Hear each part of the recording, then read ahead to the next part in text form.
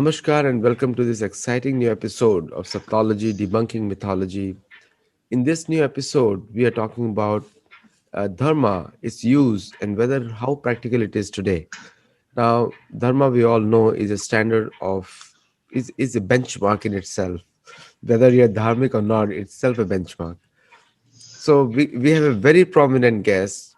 Uh, he teaches economics, very popular in India, and he's leading some of the universities in India, the vice chancellor. So, without delay, let us welcome Sri Adian Bajpayee. Thank you, Aditya. Thank you very much. So it's such a Hindi बोलेंगे विडंबना and English बोलेंगे it's a confusion. The thing which is supposed to be a benchmark, and we are trying to discuss whether it is relevant or not today. And just an irony, no? It's irony. Yeah. Hmm. So, what is your viewpoint on this irony? Like, it's an oxymoron statement, something which we should try to attain, and we are talking about whether it's relevant or not. Is it? What do you think on that, Professor Sir? Aditya, see, there is no confusion so far as dharma is concerned. This confusion has been deliberately created by coining another term known as religion, isn't it? Religion is not dharma. There is a confusion. Dharma is just total benchmark, as you told, is total way of life. Without dharma, there is no existence, you see, on earth or in the universe as such. But when it comes to religion, a religion is religio. You see, it is just some thoughts, some say, thinking process, some dogmas, some books, some you see gods, some creator of you see any religion as such. So when it comes to see secularism, then people say that you see one should be away from religion. Means religion should be kept away from you see day to day you see our activities. Day to day activities, maybe see administration, maybe teaching, maybe you see our family life, maybe politics, maybe you see other things like that. So religion you can keep away from day to day you see activities, but dharma you cannot keep away. Dharma is as you breathe. Without breathing you cannot survive. Similarly is the dharma. So the irony is not with the dharma, irony with the religion. So we should just, as you are debunking, you see, mythology, we should debunk these concepts like religion also and replace them by dharma. Then things will be normal. Okay? One of the yoga teachers who had come on our show, he had very Hmm. famously said that yoga means reconnect. Yukta, yuja, it is reconnect. So the word religion can best be connected to physical aspect of yoga only, so that to regulate the mind. I don't know how true that was, but what is your view on that, sir? You see, yoga is connecting and continuously you see connecting, reconnecting, recurrence and connecting. It is once you are connected, then you are disconnected. You see, like that. So dharma, you can you see uh, take you to that particular moment when you see dharma is aroused. Yoga has got its own dharma also. Yoga has dharma so far as physical asanas have got their own dharmas. Asanas is to connect to different parts of your bodies. When it comes to pranayama has got its own dharma. Pranayama is to connect your body line with your breathing systems. Your nadi shodhan means between your ida and pingala and everything. When it comes to the pratyahar is connecting yourself with the outer world. That is another dharma. And dharma of dhyan is entirely different. So dharmas of different is yoga, astang yogas are you see are totally you see different, and they are connected with each other. So yoga, so far as Ashtanga yoga is concerned, the methodology of yoga is concerned, that arouses his dharma, that helps you to become dharmic, because when you are going to meditation. Meditation with Maharshi Mahesh Yogi is transcendental meditation. Transcendentation means you have to transcendent from these three dimensions: time, space, and matter, isn't it? Yes. When you are just going to meditate, means you want to disconnect from time, space, and matter, and reaching that particular point. So, dharma can be aroused, but dharma is dhyana also. See, because there cannot be see one meaning of dharma, Aditya. Dharma is in total, dharma shall have to be understood in totality. It cannot be see studied in isolation as such. Okay? So in America, many terms were produced in 80s and 70s, and before that also, Maharishi Mahesh Yogi had introduced this TM, very popular amongst Americans, very popular. I know. But the He new was gen, from my place only, Jabalpur. Both at Osho is also from Jabalpur. Both. And I too belong to Jabalpur. I'm also from Jabalpur. so but uh, in the actually you are a national figure because you have Buddha there, Om there, and you have your cap is Himachali, so it's a national image. Now coming back to this topic, the difficult words like transcendental, like somebody was joking with me, one yoga instructor joking, and I mean no offense to anyone. Transcendental means that going beyond the pain of tooth, dental, and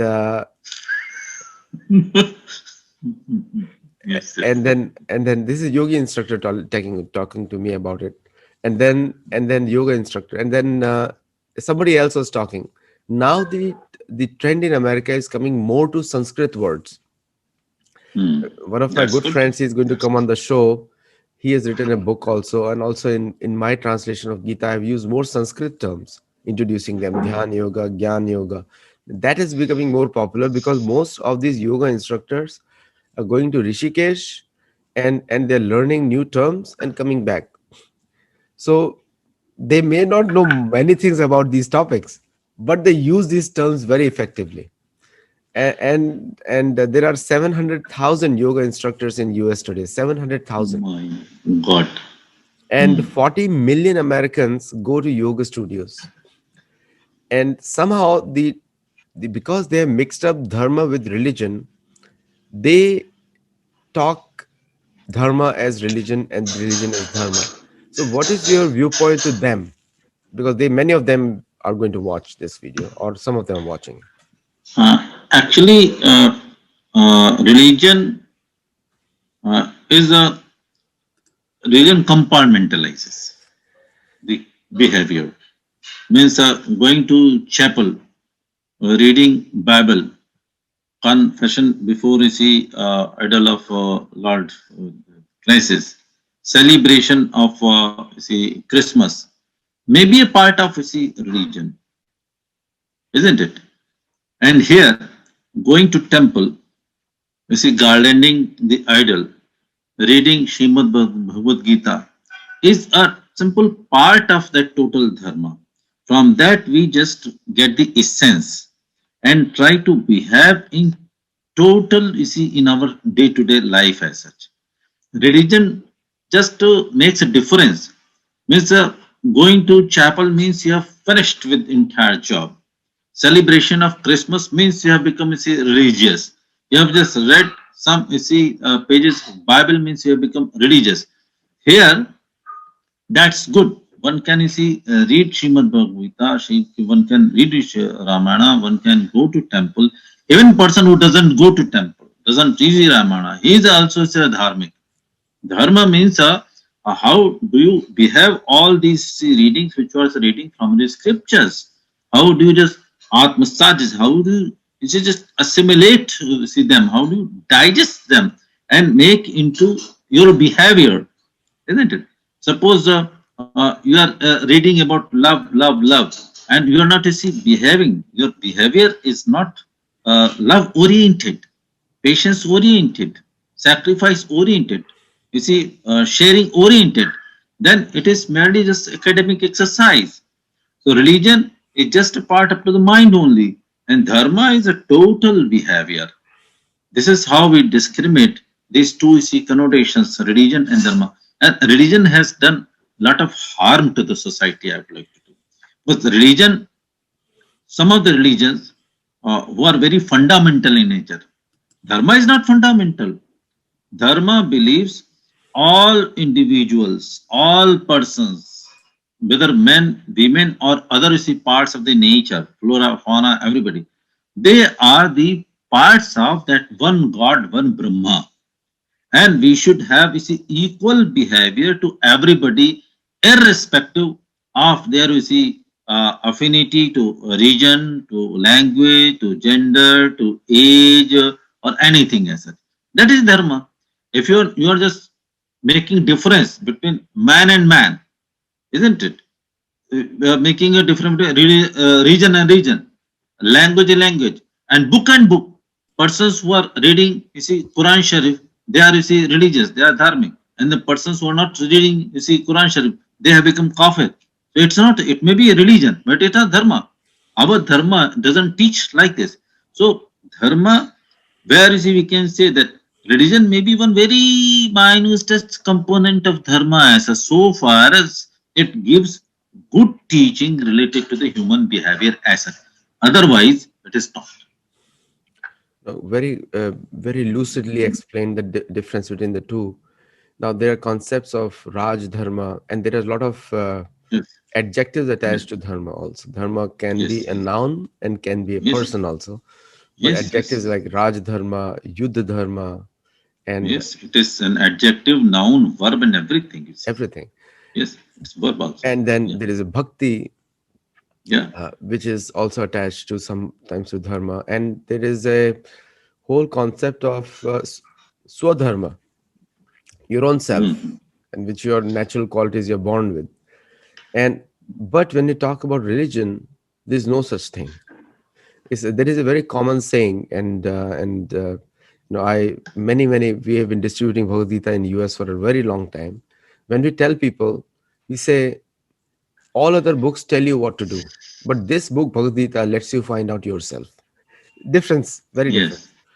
So, in what way this dharma helps you develop your personal qualities better than any other dogmatic uh, uh, opinions or instructions?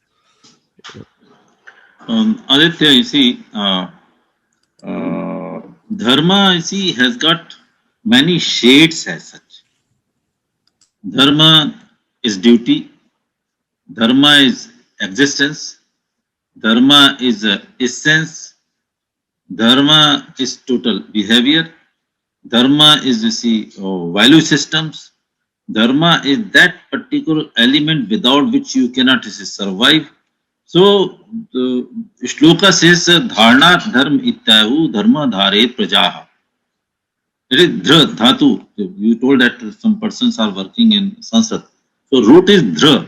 Dhra means dharan karna, to have it, and to behave it. That is the essence of you see, dharma as such. So here, Manu Smriti has given certain features of dharma, and it says that Drati Chama Damostayam Shaucham Indriya Nigraha Dhir Vidya Satyamakrodu Dashkam Dharma Lakshanam. There is 10 salient features of dharma. Drati, patience; Chama, to forgive; Dama, to suppress our instincts; Astayam, not to steal; Shaucham means purity; Indriya Nigra means to control you see sensual order; Dhir Vidya means you should have see intellectual strong; Vidya means you should have wisdom; Satyam, so truth; Akrudu, not to have see anger. These are the 10 features of dharma, the salient features of dharma. You see, there is a difference between indicators and the essence itself. They are the feature, they are not dharma. If you are a dharmic man, then these features should come in your you see, body language as such.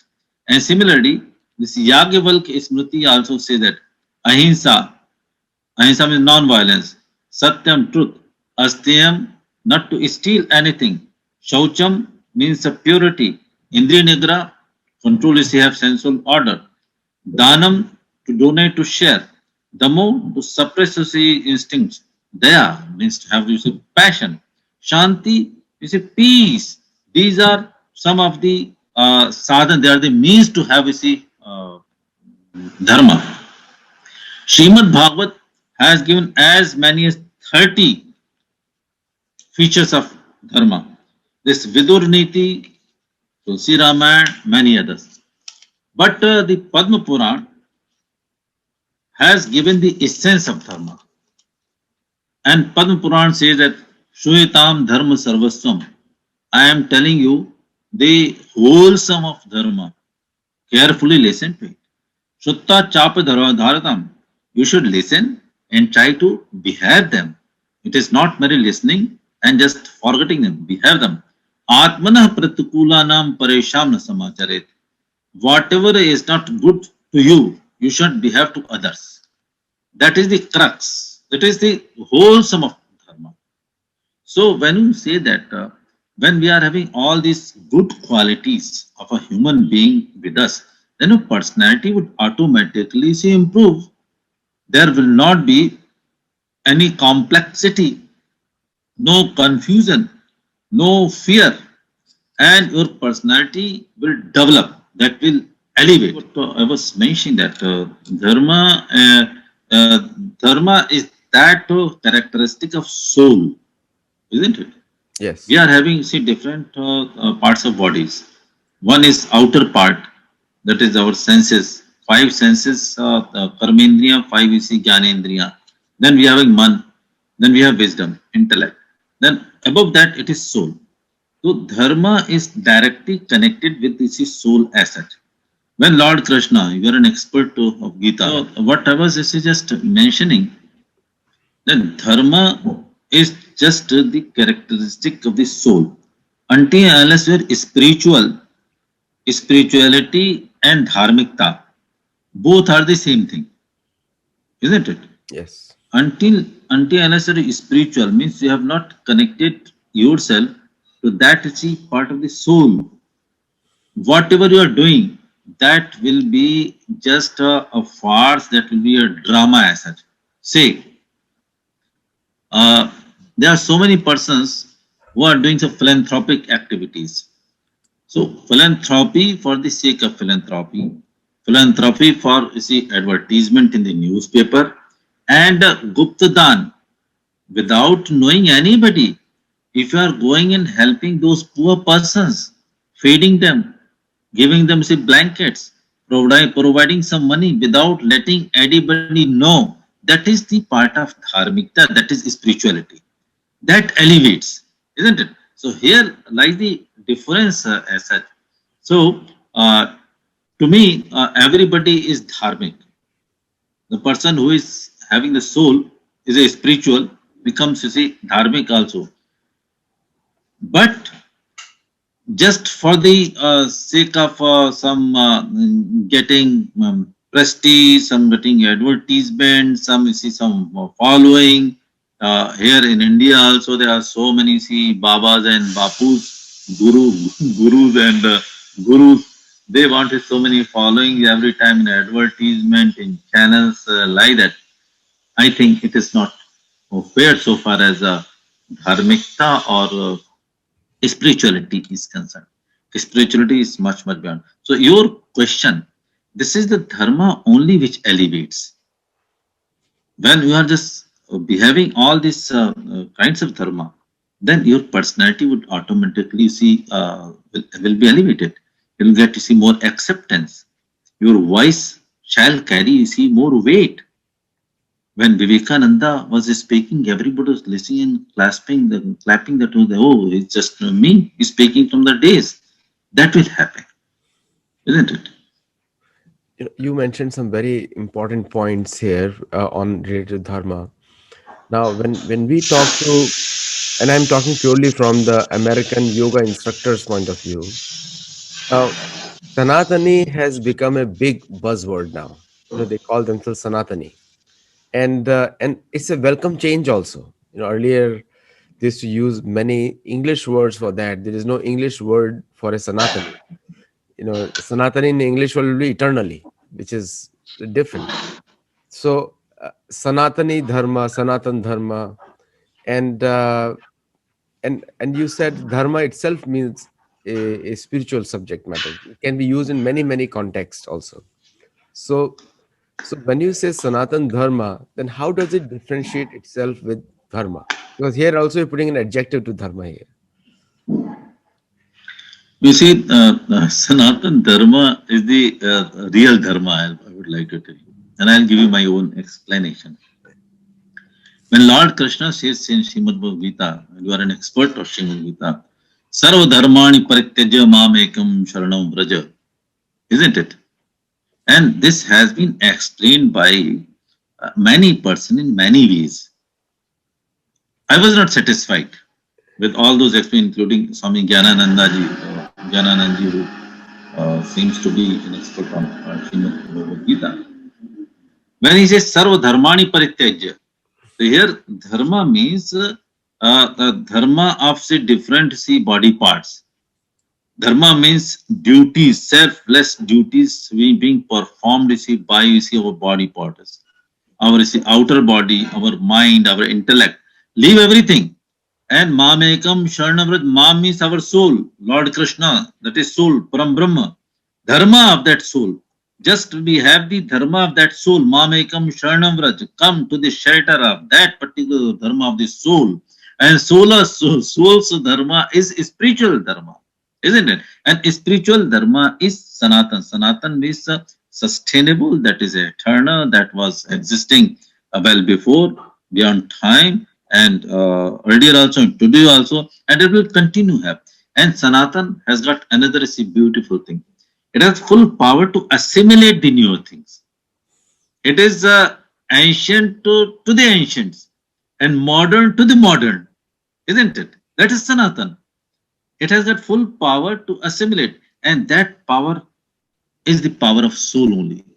No other matter on the earth has got that power because soul existed in the past, in the ancient times. It is that is the only element which doesn't die with the death and which is not born with the birth, isn't it? That is the character of the soul itself. Najayati mritu va kajati, everything. So Sanatan Dharma is the dharma of the spirit, that is dharma of soul. That soul is omnipresent. The soul is omnipotent.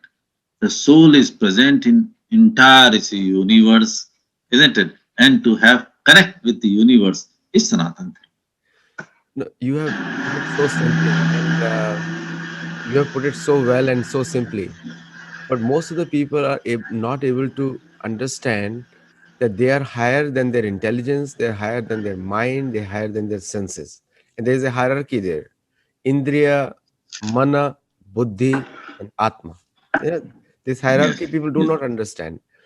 And for the most of the, I'm talking about purely from the Western audience and also India also, uh, the very educated people also not able to differentiate that they're not the body. Simple questions like when a person dies, everybody asks this question: what happens when a person dies? I said that when a person is dead, the body is still there. What are you lamenting for? It's still there. But nobody keeps the body more than a day in the house. Whether any culture you can be from, it is easily sent out to a morgue or in a shamshan or somewhere. It is sent immediately. So this differentiation is not done. And what you explained about Sanatan Dharma is the dharma of the soul. So, because soul is the only object that is yes, Sanatan. yes, yes. So why, what will you tell to these people who are not able to distinguish that difference, that they are not the body? No, actually, they are not being, trained in our Bharatiya Parampara. When I am saying that Bharatiya Parampara, so they may belong to India or West.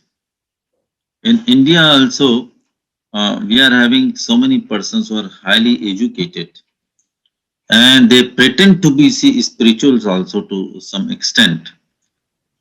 I'm using this particular term, pretend to be spiritual, but they are not really spiritual to the core.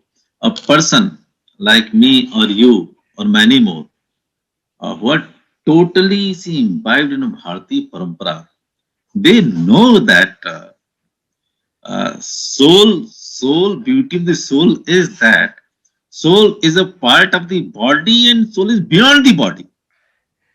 And I'll tell you one example, and to all those persons who are listening to me, when you sleep, you see your all parts of the body are sleeping, your hands, your legs, your mind, everything is sleeping.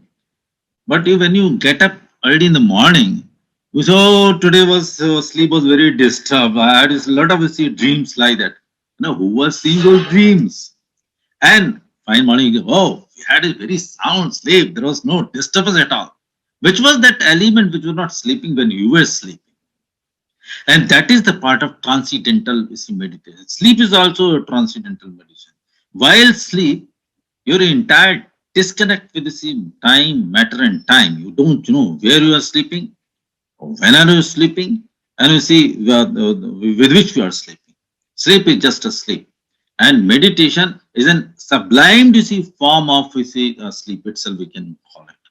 So it's a scientific one, and the persons who are highly educated, highly intellectual, for them I'll give you some formulae just to test whether the soul exists or not.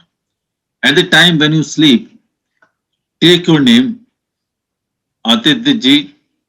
In morning I should get up at 4 o'clock. Your this model stops, watches will stop, but you will get exactly at 4 o'clock. And 4 o'clock of American time where you are there.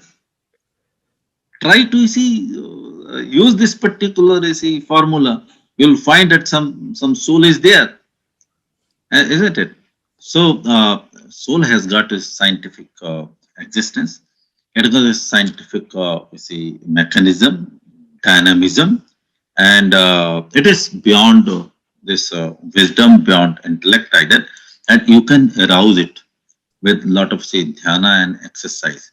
If you're not going for dhyana like that, there are some behavioral patterns I try to suggest to my friends.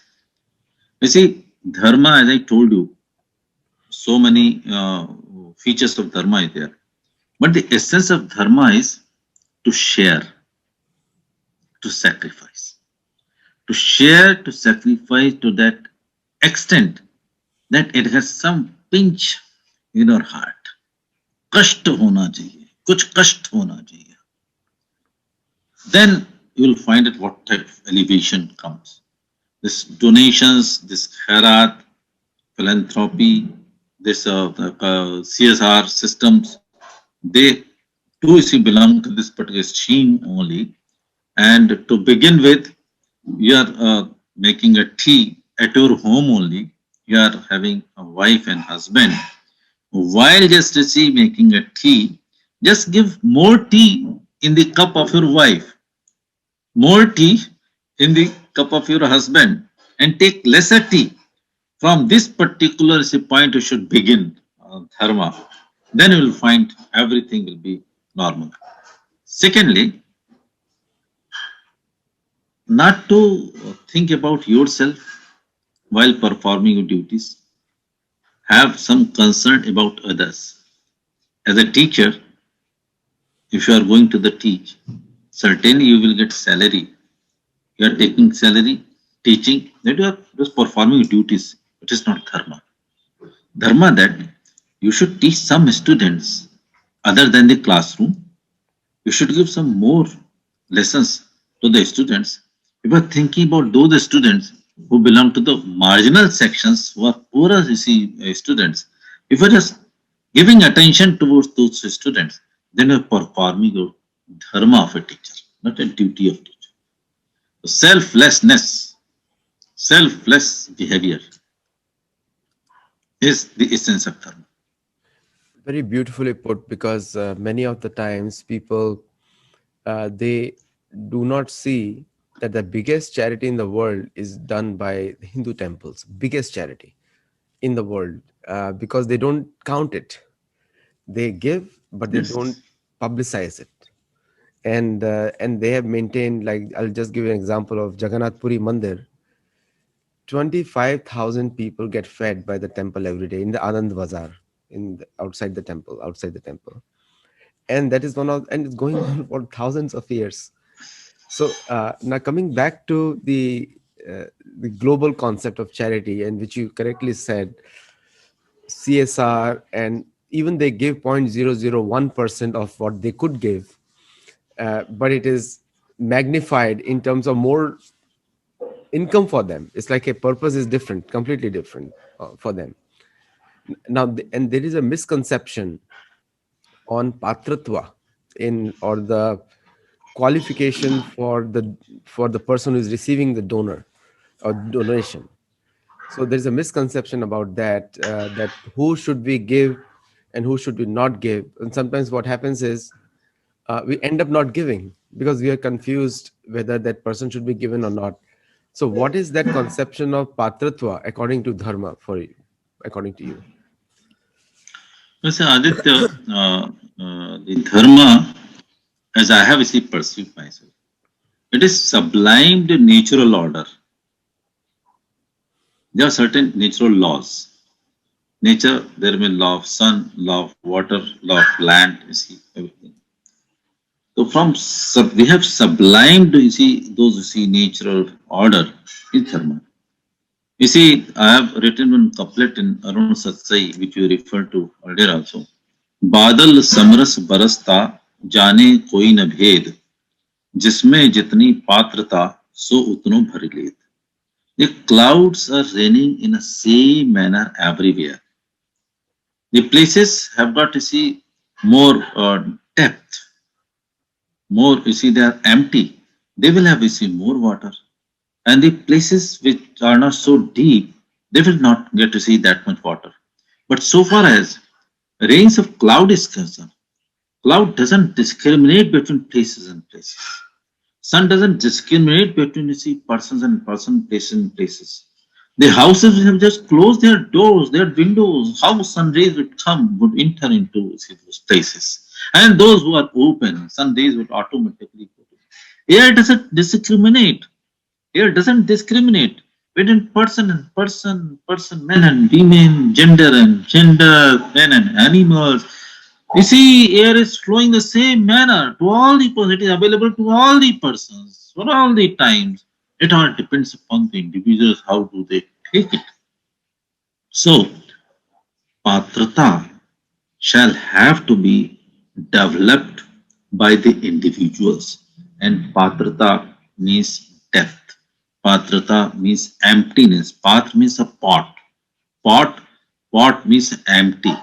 Emptiness means egolessness. More you are selfless, more you are egoless, more things would come to your, they will come to your, see, part to your patrata. So far as our dharma is concerned, dharma doesn't say discriminate as a dharma is not a partial one. Rather, dharma is partial to that extent in which it goes to those particular persons which need more as such, which are who are in more need as the places which are in more need as such. Like the sun, I gave you example. The sun takes sun takes droplets from the ocean itself. Evaporation process comes, and wherever there is more heat, their pressure would be generated, and it will send clouds to that particular places where more heat, because that knows that hot places need more water as such. It's a natural order that has been sublimed in a dharma. Nature has its own dharma, and here when it comes to the human being, we have made it more sophisticated by our use of wisdom, by our use of our spirituality, and it is more useful as such. very well, very nicely explained. My One of the things about dharma and is also, these is all the misconceptions there, that it's very difficult to understand. And my point is, tat vidhi pranipatena pariprashnena seva. There is a method of understanding. And you talk to a person who is tattva darshana, like the person who has seen the truth partly or fully, but at least some iota of experience is there. And also there is another saying, dharmam to sakshat bhagavad pranitam. The codes of dharma are made by in this thing. It's very commonly, and that's Yamraj ji is saying to Yamdu, which is, he's also Dharmaraj, and he's now the point is that people want to understand dharma from Quora, Wikipedia, Reddit, and other places, instead of approaching people. And then there is a misconception, or propaganda is being spread. There are no dharmic people around here, and you yourself are sitting here, you are a dharmic person, they can ask you. And but they will go to Quora and then they'll come up with some questions. But the idea is not to learn. So when I tell them there are at least 250 million people in India will be there who will know dharma very well. I'm not saying one or two, I'm saying 250 million people who understand. Otherwise, India cannot go on without dharmic people. In any condition, any country also. All countries run on truth. US is also being run by some people who are following truth, and that's how the country is going on. And that's true with all parts of the world. And some, they may not be able to even pronounce the word dharma, but they are following dharma in a way when they are following truth. So what is your view on that, that dharma is very difficult, dharma is very complex, and but truth, when somebody talks about truth, everybody says it's easy, just say the right version at the right time. What is your view on that, when they make it so difficult so that people don't come to dharma? No, actually, dharma is not difficult. Dharma is not at all complex. Dharma is a very sweet, smooth flow of water, like Ganges flows from Gangotri, goes to see ocean like that. No, and it is not that you have uh, obtained certain stage in spirituality. Even you are just moving towards that, you have just planning to step towards uh, reaching to obtain any stage in spirituality as such. Actually, when we'll be totally, getting involved in mundane affairs, isn't it? Then you won't be able to understand this dharma. Try to get away from this visioning. Dharma is not a difficult concept. It's a very simple. So, as I told you that it is simple, is so sweet, and it's a smooth flow, like Kalkal, Nenadani, Mandakini, Ganges flow from Himalayas go to the ocean like that. It's very easy to concept. But for that, first step, you will have to just train yourself. You'll have to prepare yourself that you want to understand the essence of dharma. And for that, if you are totally, down with this worldly affairs, it's very difficult.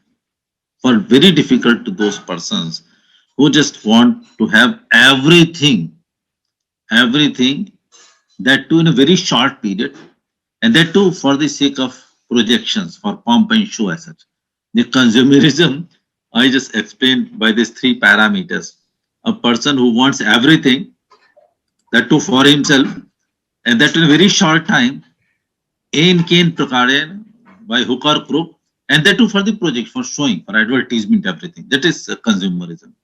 These consumerist people, these consumers, can never just think of going on the path of dharma as such. We'll have to just think that, yes, I want success, but success by truthful means. Every success has got some truthful means, and by hook or crook, by hook or crook, you cannot. And sooner you are thinking that I want success by truthful means, you are on the path of dharma. You will get dharma. You want something, but but there are so many other persons also who need it. Then you are thinking about others. You are on the path of, you see, dharma. You want to see everything, but not in short time. Your life is big. If not in this life, in the next life also you can, you see, obtain these things. Then you are on the path of dharma. This, if you're just transiting these three parameters which I have just told you, you for them it is a very smooth path as such. Just you'll have to prepare yourself. Without preparation, Baba Aditya, see, there is no way out. You'll have to prepare yourself. You'll have to prepare yourself. Otherwise, if any guru comes to help you out, then guru can also give you something like Prabhupada. As Swamiji came and he gave his lessons to so many persons, they are marching on the path of dharma. Simple is dharma is nothing just to share, just to sacrifice. If you start sharing, showering, whatever you have, you want to give to others, you become dharmic automatically. No, great Why point. dharma? Because you want to maintain yourself and sustain this society, the larger society. This is why dharma is to maintain myself, maintain ourselves, maintain our, see, body, mind, soul intact, and to sustain the society, today's society and future society, connected from the past ancient society, society of my region, of whole universe. That's all dharma. Great point. I think there are a lot of questions you have answered already. And one last question I have, because people are Yes, so Aditya. much averse to reading directly and hearing from secondary sources. I mean, they're more prone to hearing from secondary sources than reading themselves directly. Uh, and sometimes that creates a big confusion, because if you go to multiple viewpoints, you'll get multiple answers, and then you may not be able to discern what is right or wrong. It's a very common thing. Like, if you want to succeed in a university exam, just follow the instructions of a professor, and you will definitely clear your exam, because that's so he's the person who is in charge of teaching you. Now, when we talk about dharma, then people say Bhagavad Gita may not be bona fide, may be bona fide. Rig Veda is the more important thing. And then there's a lot of confusion being spread. So most of these American yoga instructors, the only one problem they come to mind is where to get the authentic source of information. And sometimes I tell them, just go to Gita, you'll have everything available over there. All the 18 chapters are there. But what is your viewpoint on that? And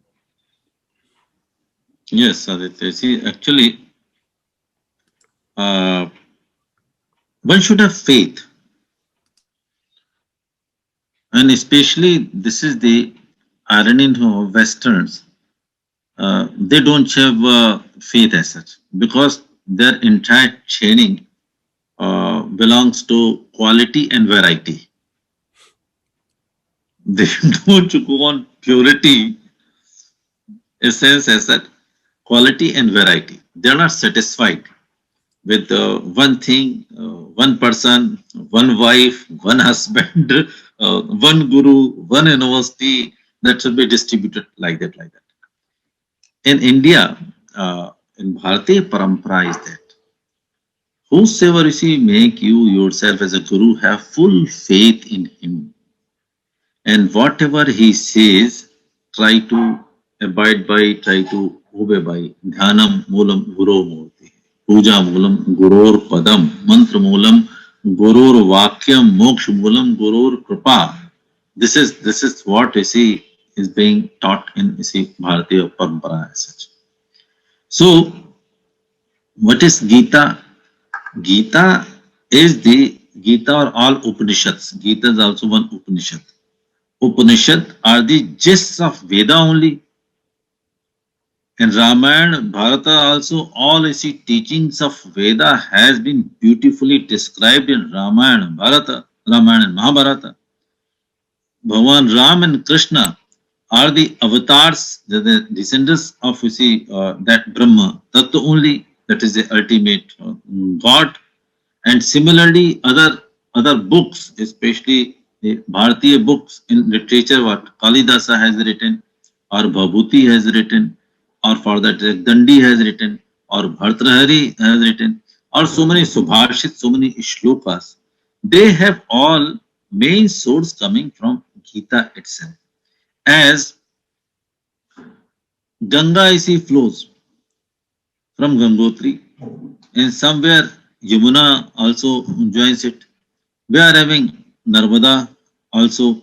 We are having Kaveri also. We are having Brahmaputra also. So many rivers are there. But you just take a route which you belong to that, which your souls permits to that, and just go according to that route. You will reach to the ocean. You will reach to the ocean. That is the beauty of Hindu dharma और सनातन धर्म as such. ये किसी में अंतर करता ही नहीं है. It doesn't see discriminate. But what is there? You'll have to full conviction, full faith itself.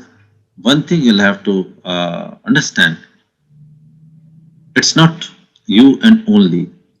So many other persons also. Our religion is good, but other religions are also good. You should have sympathy, will have passion for you see other religions also, then will become dharma. You think that your religion is the best and other religions are not good, they must not be you see obeyed, and the persons who are believer in other faiths they should be killed, then it is not good. You see, in Gita also it is Swadharme Nidram Shya Pardharmo Bhyava. But that has got different meaning as such, isn't it? So we should be open, more openness, more openness, more closeness, more openness, more closeness to all walks of people and all walks of religion, to all walks of religion. That is the essence of dharma.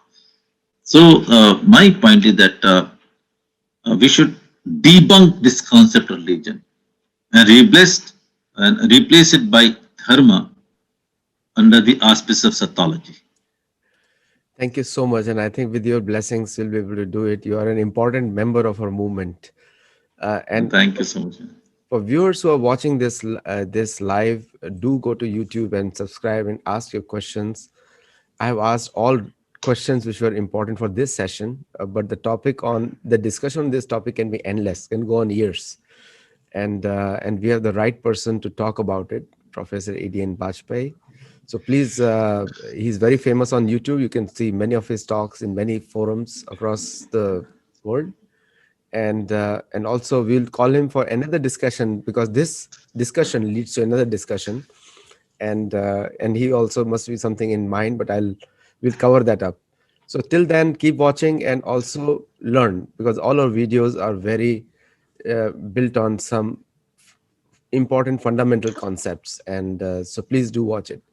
So A.D.N. Bajpai, namaskar, and thank you so much for thank you, Aditya. Thank you very much. Thank you very much. My salutations to all the all viewers. My blessings to all these. Thank you.